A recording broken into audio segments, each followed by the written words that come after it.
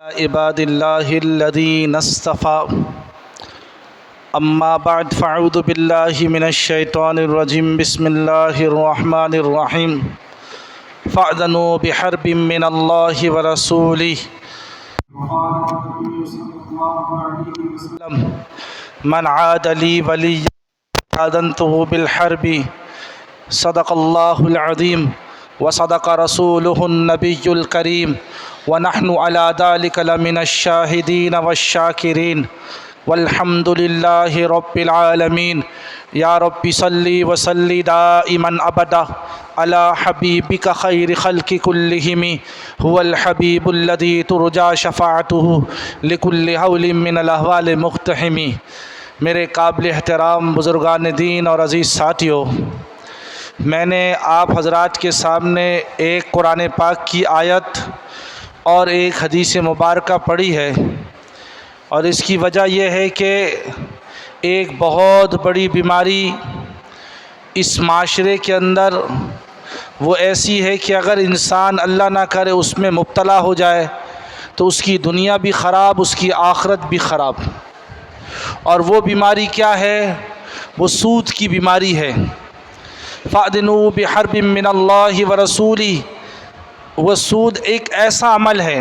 پہلی بات تو یہ کہ سود کیا ہے کہ عوض کے بغیر مال کا معاملہ مال کے ساتھ کرنا، مبادلۃ المال بالمال بغیر عوض، کہ مال کا مقابلہ کرنا مال کے ساتھ، مال کا تبادلہ کرنا مال کے ساتھ، اور اس میں کوئی عوض کی شرط لگا دے، اور وہ عوض کی شرط لگانے کی وجہ سے زیادتی کی شرط، تو وہ سودی معاملہ ہو جاتا ہے. جیسے کوئی پیسے کو پیسے کے بدلے اور سونے کو سونے کے بدلے، چاندی کو چاندی کے بدلے معاملہ کرتا ہے، اور اس میں اگر کوئی زیادتی کرتا ہے یا کمی کرتا ہے تو یہ معاملہ سود کا ہو جاتا ہے. ایک حدیث میں آتا ہے کہ ایک زمانہ ایسا آئے گا کہ اگر لوگ سود سے بچ گئے تو اس کے دھوئیں سے کوئی نہیں بچے گا. اس کے نقصانات بہت زیادہ ہیں. ایک حدیث میں آتا ہے کہ آپ صلی اللہ علیہ وسلم نے ارشاد فرمایا، جب کسی قوم میں سود کی بیماری عام ہو جائے تو اللہ رب العزت اس میں قحط ساری، یعنی مال کی تنگی، بارش کی کمی، زمینوں کا بنجر ہو جانا، یہ ساری چیزیں ظاہر ہوتی ہیں. ہمیں حضور صلی اللہ علیہ وسلم نے، آقا مدنی صلی اللہ علیہ وسلم نے سب کچھ بتا دیا کہ امت یہ کرے گی تو امت کے ساتھ یہ ہوگا. تنا نہیں چھوڑا، قیامت تک کے لیے امت کی رہنمائی کر دی. اور وعید کے اعتبار سے اتنی سخت وعید ہے کہ احادیث میں آتا ہے کہ سودی معاملہ کرنے والا اللہ اور اس کے رسول سے جنگ کرتا ہے. فَأْذَنُوا بِحَرْبٍ مِّنَ اللَّهِ وَرَسُولِهِ. سودی معاملہ کرنے والا اللہ اور اس کے رسول سے جنگ کر رہا ہے. بظاہر نفع نظر آ رہا ہے، لیکن یہ نفع نہیں، یہ نقصان ہے. اس کے مقابلے میں صدقہ دیا اللہ نے، صدقہ سے مال کم ہوتا ہوا نظر آ رہا ہے، لیکن اللہ کے حبیب صلی اللہ علیہ وسلم نے فرمایا صدقے سے مال بڑھتا ہے. تو ایمان یہ ہے ہم مشاہدے کا انکار کریں اور غیب پر ایمان لائیں. الف لام میم ذالک الکتاب لا ریب فیہ ھدی للمتقین الذین یؤمنون بالغیب. ہمارا تو غیب پر ایمان ہے. اللہ اور اس کے حبیب صلی اللہ علیہ وسلم نے مجھے اور آپ کو جو خبر دی ہے اس پر ایمان لانا، یہ عین ایمان ہے. اور دوسرا گناہ اس معاشرے میں ایسا ہے، من عاد لی ولیا فقد آذنتہ بالحرب. جو اللہ کے دوست، اللہ کے ولی، نیک لوگوں کو تنگ کرتا ہے، اللہ کی طرف سے اعلان جنگ ہے. الا ان اولیاء اللہ لا خوف علیہم ولا هم يحزنون الذین آمنوا وكانوا يتقون. اللہ نے خوشخبری دی ہے، غور سے سن لو. جو اللہ کے نیک لوگ ہیں، نیک بندہ. اچھا، اللہ کے نیک بندے کے لیے کوئی شرط نہیں ہے کہ ایک یہی نیک بن سکتا ہے، کوئی اور نہیں.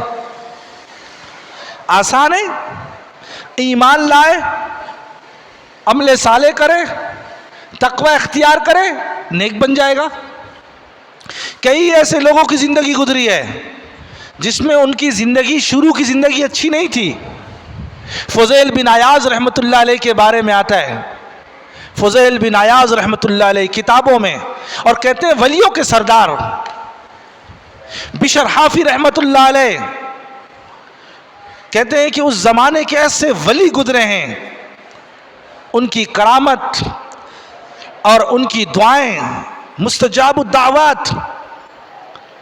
کئی ایسے لوگ بڑے بڑے، خواجہ قطب الدین بختیار کاکی رحمۃ اللہ علیہ، خواجہ معین الدین چشتی رحمۃ اللہ علیہ، اجمیری رحمۃ اللہ علیہ، ایسے ولی گزرے ہیں جن لوگوں نے ان کو چھیڑا، تنگ کیا، اللہ نے دنیا میں دکھا دیا. اللہ کا وعدہ ہے، حدیث کے ذریعے سے اللہ نے وعدہ فرمایا، من عاد لی ولیا فقد آذنتہ بالحرب. لہذا دو کاموں سے ہمیں بچنا چاہیے. اس لیے ہم اپنے معاملات کو علماء سے پوچھیں. فاسألوا اہل الذکر ان کنتم لا تعلمون.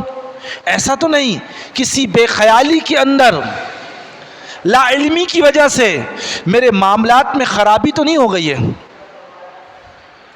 ابھی آم پکنے کا زمانہ ہے، گرمی عروج پر ہے. اگرچہ ہمیں بڑی گرمی لگ رہی ہے، لیکن اللہ کے ہر کام میں حکمت ہے.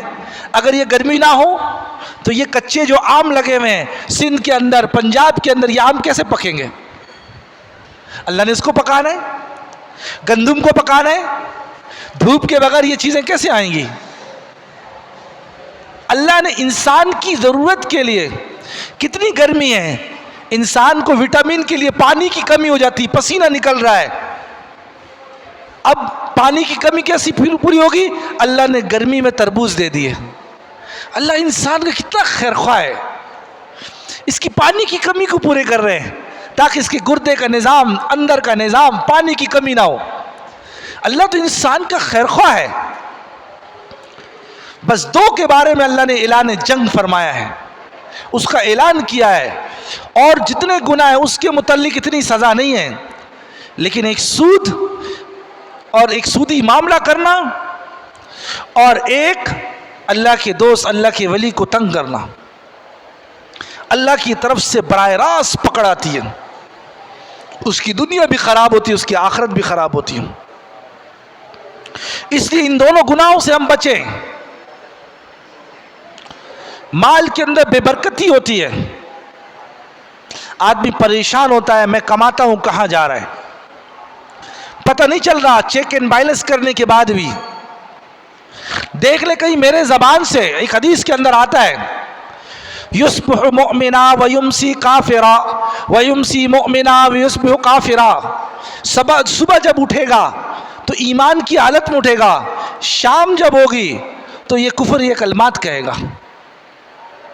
اچھے اچھے لوگ ایسی ایسی بات کر جاتے زبان سے، آدمی سوچتا ہے ایمان والا کیا کہہ رہا ہے،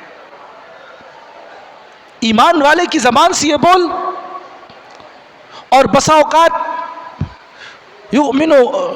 یعنی یمسی مؤمنا ویصبح کافرا، شام کو تو ایمان والے اعمال کرے گا، صبح اٹھے گا تو صبح کفر والے اعمال کرے گا. الفاظ بول، علماء نے ایک بڑی تعداد گنتی کی ہے اس کے. اس لیے ہم علماء سے جڑے رہیں اپنے سارے. بہت کم، آٹے میں نمک کے برابر ایسے لوگ ہوں گے جو اپنے کاروباری معاملات، لین دین پوچھ پوچھ کے چلتے ہیں. مجھے تو آٹے میں نمک کے برابر ملے ہیں ایسے لوگ. کئی ایسے مارکیٹ میں اور کئی دوسری جگہوں میں ایسے لوگوں کو سلام کر، ایک ایک معاملہ پوچھ پوچھ کر. اور ان کی پوچھنے سے کیا ہوا، وہ جو چیزیں تھیں جس کے اندر کرائیت، مکروہ تحریمی، اس سے بچ گئے. مثال کے طور پہ آم کے باغات لگے ہیں، ابھی آم پک رہا ہے. آپ اگر چلے جائیں، یہ تو شہری علاقہ ہے، دیہاتوں میں کیا کرتے ہیں، ابھی آم لگا ہے، ٹوٹا نہیں ہے، پک رہا ہے، بڑھے گا بھی. اور کوئی بیپاری آتا ہے کہہ رہا ہے اس پورے باغ کا سودا کرنا چاہتا ہوں. وہ باغ کا جو مالی ہوتا ہے وہ کہتا ہے ٹھیک ہے پورے باغ کا میں سودا کرنا چاہتا ہوں بڑھو. تو حدیث میں آتا ہے جب تک اس کو توڑ نہ لیا جائے, توڑنے کے بغیر درخت میں لگے اس کا سودا نہ کیا جائے. ہمیں پتہ نہیں ہوتا کتنی باریکی ہے معاملات میں, لین دین میں, خرید و فروخت میں. تجارت ایک وسیع میدان ہے, وسیع میدان. یا ایھا الرسول کلوا من الطیبات واعملوا صالحا, اے رسولو پاک رزق کھاؤ اور نیک اعمال کرو. انسان جتنے پاک چیزیں کھائے گا اس کے اعمال خود بخود نکلیں گے, زور نہیں لگانا پڑے گا. ہماری جماعتیں چلتی ہیں, ان جماعتوں میں آدمی تہجد بھی پڑھ رہا ہوتا ہے, اشراق بھی پڑھ رہا ہوتا ہے. کیوں؟ اس میں انسان کھانا پکانے والا بھی ذکر سے پکاتا ہے, وضو سے پکا رہا ہے, اعمال کرتا ہے, تو اس کھانے کی برکت ہوتی ہے. اللہ کے نام کی برکت ہے. اللہ بابرکت ذات ہے, جس چیز پہ نام لیتے ہیں اس میں برکت ہو جاتی ہے. اور یہاں پتہ نہیں کن کن چیزوں میں کیا کیا, کن غفلتوں کے ساتھ اب وہ لقمہ ایک جاتا ہے. ایک بہت بڑے عالم دین ایک مسجد کے پاس سے گزر رہے تھے ایک جگہ سے, تو مسجد کا بڑا صحن تھا.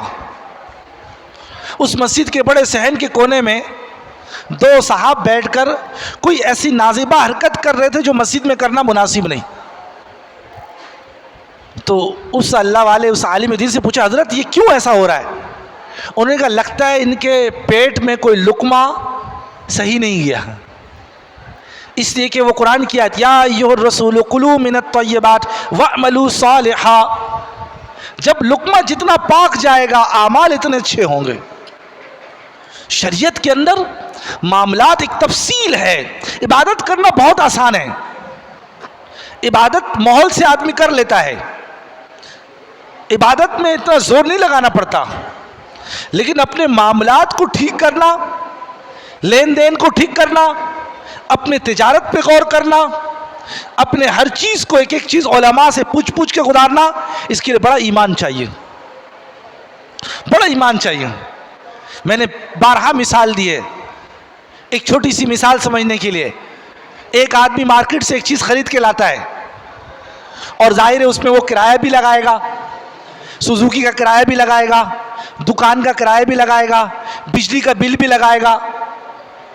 اب یہ ساری چیزیں مارکیٹ سے اس نے خریدی ہے 50 روپے کی, اب 20 روپیہ اس کا گاڑی کا کرایہ اور اس کا بجلی دکان کا سب ملا کر وہ 70 روپے کے ہو گئے. کوئی آ کر کہتا ہے یار مجھے یہ 50 کی دے دو, وہ کہا میں کیسے 50 کی دوں, یہ تو میں نے 70 میں خریدی ہے. بات یہ ٹھیک کہہ رہا ہے لیکن کہنے کا انداز غلط ہے.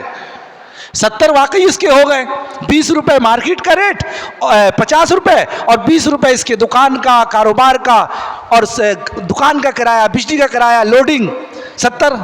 لیکن کہنے کا انداز شریعت نے لکھا ہے کتابوں میں یہ غلط ہے, یہ جھوٹ ہو جائے گا.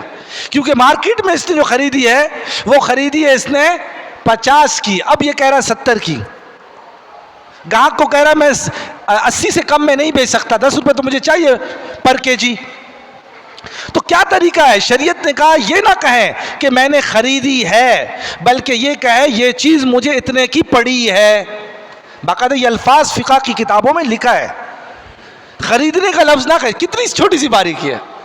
یہ نہ کہیں کہ میں نے یہ چیز اتنے میں خریدی ہے, بلکہ کہے کہ یہ چیز مجھے 70 کی پڑی ہے, میں 70 کا نہیں دے سکتا, 80 کا. اب یہ صحیح ہے کیونکہ اس نے دکان کا کرایہ اور گاڑی کا کرایہ, مزدوری, بجلی کا بل سب لگایا, اب اس سے اوپر یہ پروفٹ لگ رہا ہے. اگر خریدے کا لفظ بولے گا تو یہ جھوٹ ہو جائے گا, اس لیے مارکیٹ میں اس نے 50 کا خریدا ہے, 70 کا خریدا نہیں. اب یہ باریکیاں کیسے سامنے آئیں گی؟